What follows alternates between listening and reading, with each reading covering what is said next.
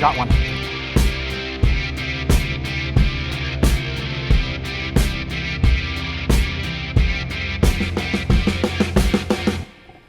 You ready for fishing school? Let's go.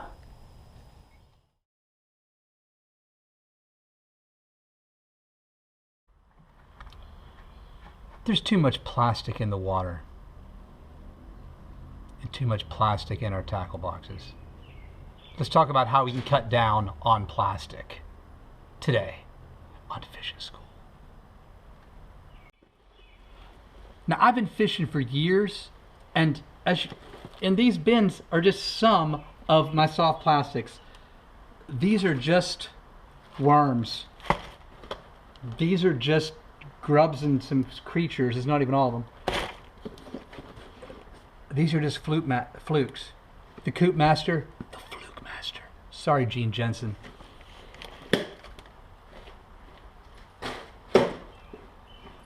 But obviously, in a kayak or wading or in a canoe, you can't carry all those things with you.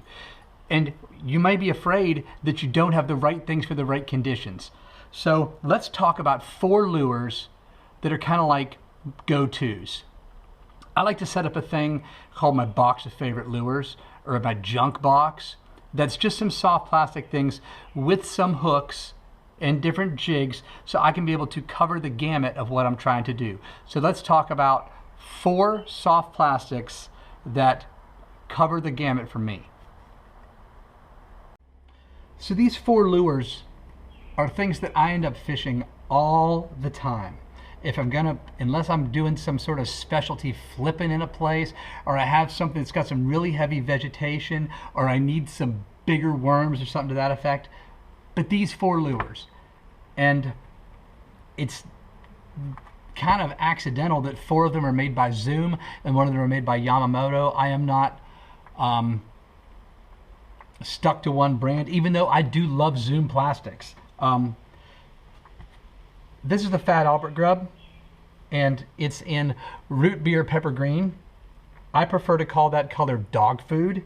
We've always called it dog food. We're fishing in the river. Used to fish this thing on an 1/8 ounce or 1/4 ounce O'Shaughnessy jig, and it was just a killer for smallmouth. This is a great thing to be able to do. Different ways to rig it.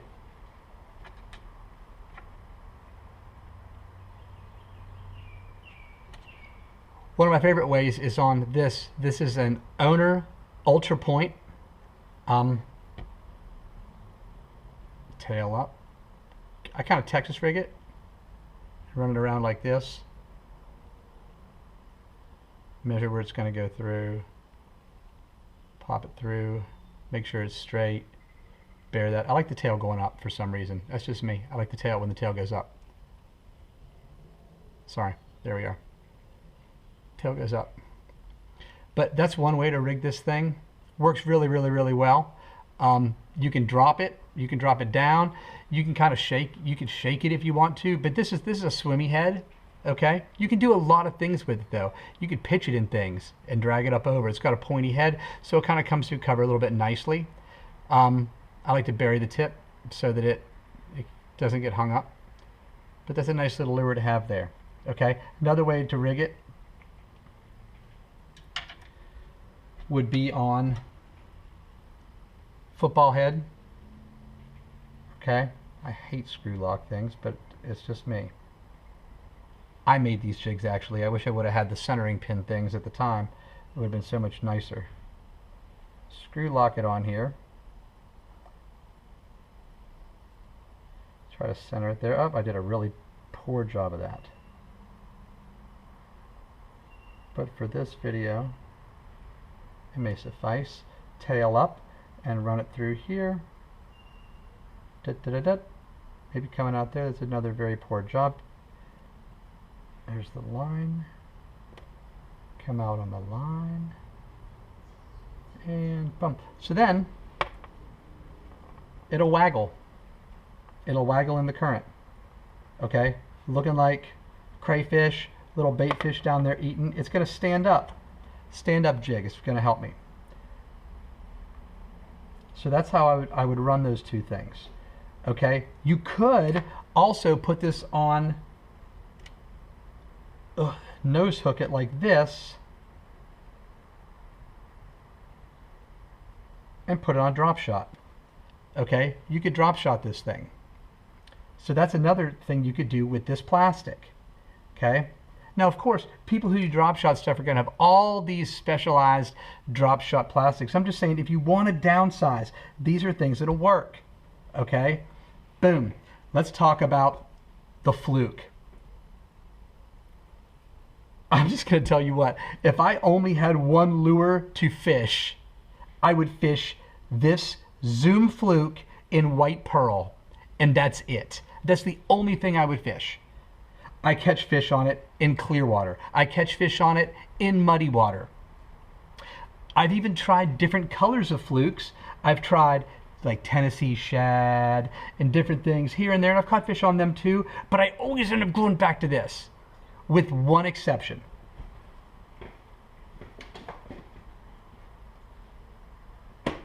If it's really sunny out, I've caught fish on white ice when I haven't caught fish on this, because the sun just catches that glitter and makes it shine, and it's called fish up. There was a couple times last year on the river where I remember that being a deal. I saw it sparkle from like 30 yards away, and then bam. So, but if these didn't exist, I'd still fish these. Okay? How I rig these flukes. I used to do these all the time, and I still do them all the time. These are Gamakatsu EWG Superline hooks. Awesome hooks, okay? Here's a trick. When you're doing this, make sure that you go straight, because a lot of times you want to go in and curve. Don't. Go straight in through that head. Boom. And try to aim it so you come out right at the opening there. Boom. Up. He's out. I lick it. I know it's lead. It's bad for you. Just lick it because it slides it down through and it doesn't mess up the plastic. Okay? Spin that around so the arb end of that hook sits there. Now, measure where it's going to go through. Measure where this hook is going to poke through. Right there with my thumb. Then poke it through right there. Up through the back, right in the middle. Boom. Okay? Bury the tip. You want it to be straight. Okay, that's okay. It's not great, but that's okay.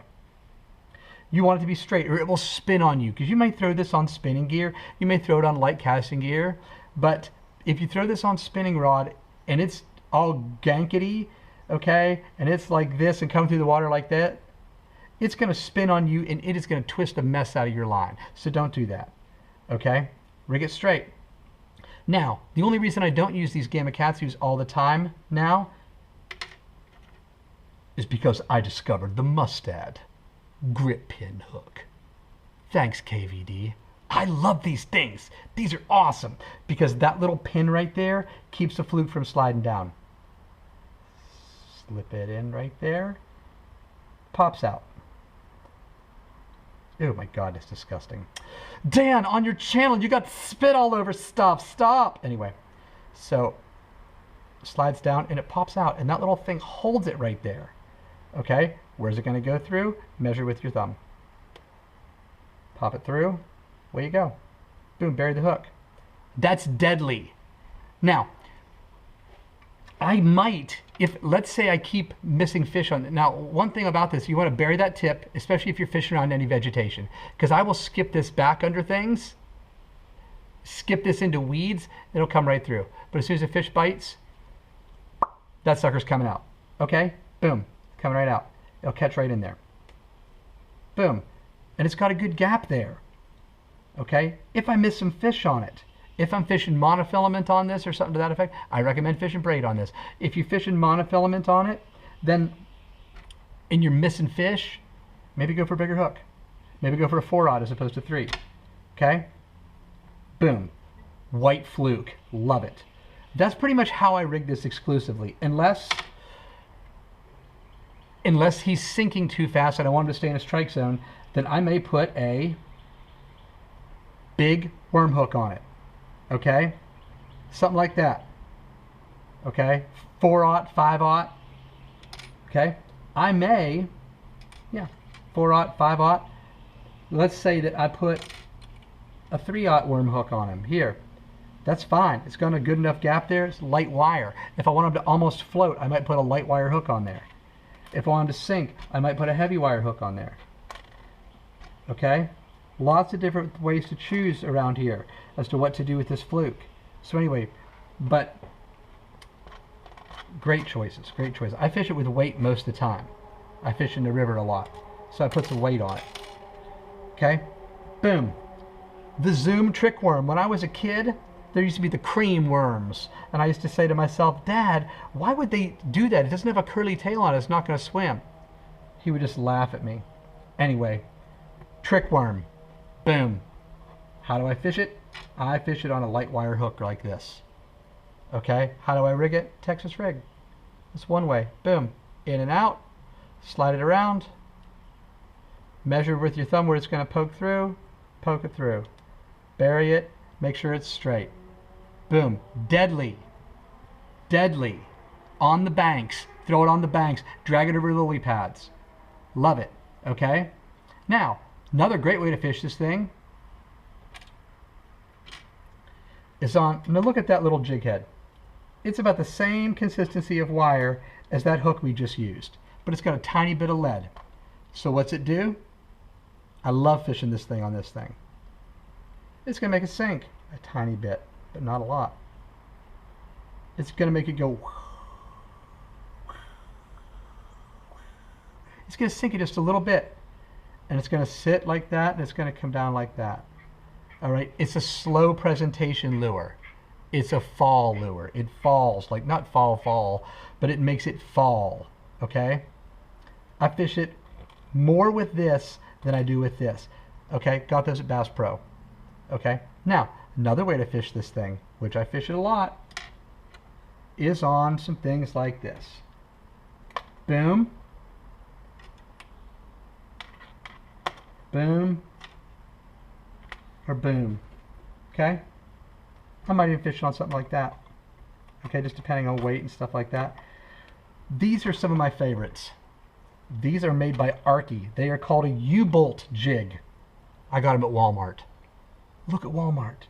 Arkie U-Bolt Jig. Now it's just a normal size worm hook. It's got a big enough gap for this. It doesn't have a wide gap like this does. And this would be fine. This had just, the shank on this is a little bit longer, and I'm just partial to these because I've been using them for so long. I just keep sharpening them up and using them again. You can tell I've been sharpening that. Boom. Rig it. Shove it. Spin it. Measure with your thumb. Poke it through. Oh, I did a crappy job of that. That's better.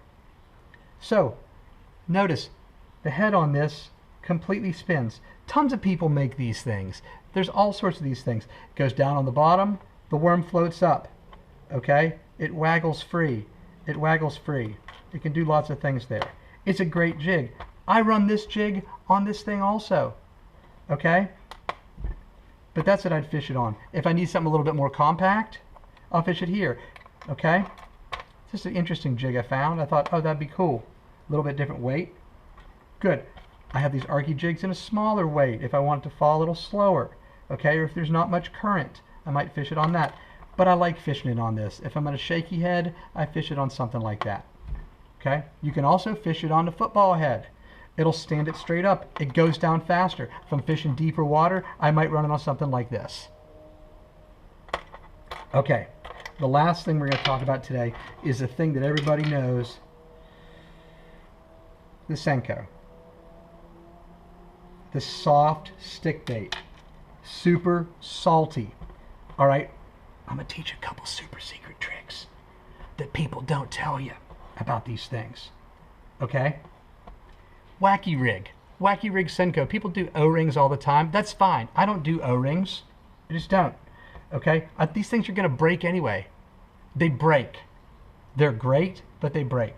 Okay? When I rig this thing, and you can tell this has been used a lot, and I've used Mendit on it. I'll talk about Mendit a little bit. I hook it down here like this. Now look, I've hooked it really in the through the bottom quarter of it. Okay? Now, I flip this little keeper over here. There's a Berkley Fusion hook. I like the Berkley Fusion hooks because I like the not so much the coating. I really don't care. I just like that line. I like that weedless little hook protector here. Now, since it's hooked like this, it's not hooked through the middle, I have so much more plastic to reef through before that thing breaks. If it was rigged the other way, it would just come right out on a cast. Okay? But this way, I have like 3 times as much stuff. That's one time. That's another time. There's like 3 times as much stuff as opposed to just hooking it in the middle. Okay? It seems to last longer. Wacky rig's great. Okay? You throw it, it sinks. You go wow, wow, wow, and wow, wow, wow, back up later. You pull it like that. It's a great way to fish. I fish it like this a lot. Sometimes I miss fish like this. I don't know why. When I start fish, if the way they take it and I'm missing fish, if I miss 1 or 2 fish on a Senko hooked like this, then I'll do something different, and I'll show you what I do. I take a light wire hook like that. That same hook that I use for the Fluke if I need to, that same hook I use for this. And I'll run it way down through, like this. Boom. Run it down through to here, pop it out, measure with my thumb, and hook it up through. Okay, now that line's going down through here like this, and it's still going to go through the water like this, but when it sinks, the hook is in the middle of it, so it's still going to sink belly down. It's not going to sink head down like that. It's still going to have the waggle, and I can jerk it and it will move like this, but it will fall down like this. And there's a lot bigger gap there and a lot more hook than there, and my hookups are better. Okay, so I'll fish the Senko like that, and you can jerk it if you want to also. I'll do the same thing with a Gamakatsu EWG. I want it to sink faster, not a problem, baby. Now, here's the problem. Because this little thing, this is bigger, it's going to tear up the inside of that Senko. So make sure you moisten it with some spit. I know it's disgusting. It is what it is. It is what it is, baby. It is what it is. Get the spit off here.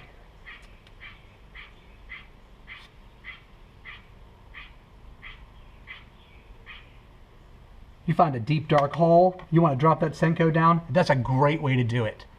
You cast it in there, you just keep it on a semi-slack line, and it's just going to fall like that. And you watch that line, because it's going to go tight or it might go to the side, and just be ready to set the hook. I use a long spinning rod, 7 feet on that, or a long rod with a fast tip. Okay, medium light or medium casting rod that's fast. You know that you can be able to set that hook on that. Okay, to watch that sucker. Boom.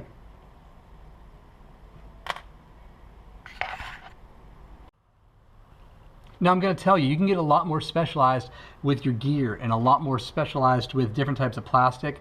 I mean, you can do anything from like, I don't know, Tokyo rig to,